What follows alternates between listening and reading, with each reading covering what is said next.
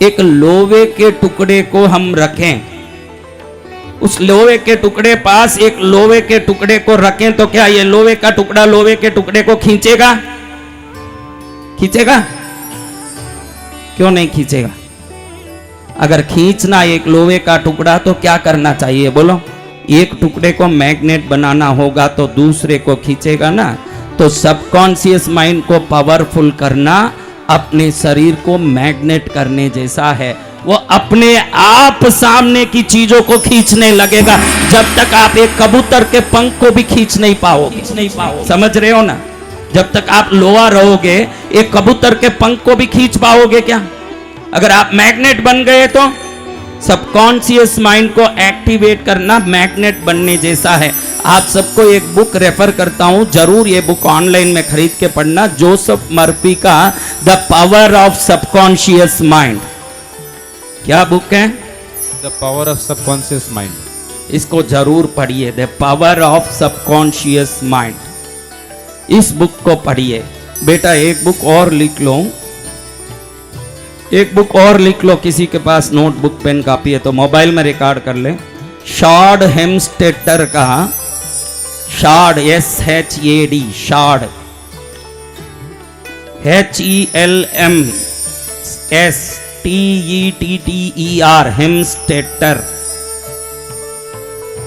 What you are really and what you want, book का नाम है। व्हाट यू आर रियली, आप तुम हो कौन और क्या चाहते हो। What you are really and what you want.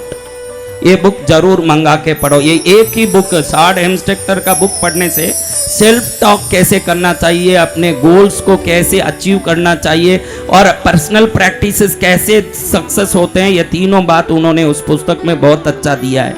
What we are really and what we want. What you are really, what you are really and what you want. ये पुस्तक जरूर मंगा के पढ़िए। ये पुस्तक में आपके लाइफ को ऑटो ट्यून करने की बहुत बढ़िया क्षमता इस पुस्तक में है मेरे बच्चों। इस पुस्तक को तुम पढ़ोगे तो बहुत अच्छा। वैसे तो अब रोंडा बाइन के मैजिक नाम का एक बुक है, आपने सुना होगा, रोंडा बाइन्स मैजिक। बहुत अच्छा बुक है। 21 डेज का एक प्रैक्टिस है, वो करो तो मैजिकली लाइफ चेंज होता है। मैंने लाखों लोगों को ये प्रेस्क्राइब किया। रोंडा बाइन का मैजिक बुक, मैजिक खाली लिख ले बेटा, मैजिक। तुम ऑनलाइन में सर्च करो ये बुक, रोंडा बाइन का मैजिक। 21 डेज प्रैक्टिस है वो। इसको करो तो सबकॉन्शियस माइंड से सबको धन्यवाद बोलने की आदत सिखाती है। उससे बहुत सारे यूनिवर्सल एनर्जी हमारे सामने अट्रैक्ट होके आती है। इस पुस्तक को पढ़ो जरूर, रोंडा बाइन के मैजिक को।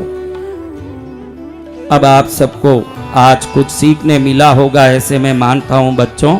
और कुछ भी सीखा हो नहीं हो वो जाने दो, अपना सपना बड़ा रखो, ये जरूर मैं बोलता हूँ। आप कुछ सीखो मत सीखो, आप जो करना करो, लेकिन सपना छोटा मत रखो। सपना देखने का कोई टैक्स लगता है? नहीं। टैक्स लगता है? नहीं। फीस लगता है? नहीं। पुलिस वाला आज के पूछेगा कि तूने कौन सा सपना देखा?